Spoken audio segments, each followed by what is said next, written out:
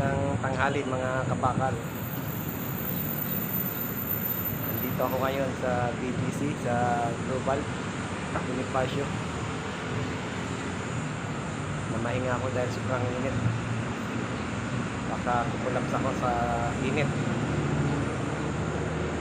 Nasa kalagitnaan pa lang ako dahil ito ay nasa Bonifacio sa Taguig.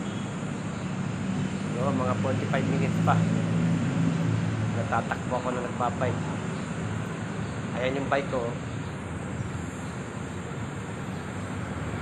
Ayan yung Medical City. Look.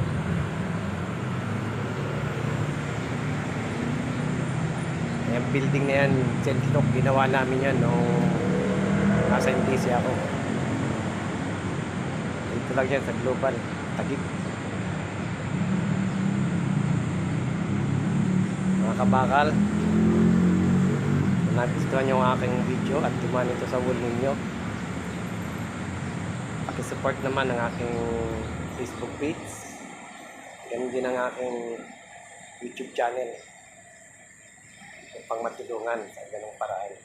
Maraming salamat at magandang tanghali sa inyong lahat, sa lahat ng makita ng aking video saan man sulok ng Pilipinas o kahit sa ibang bansa pa.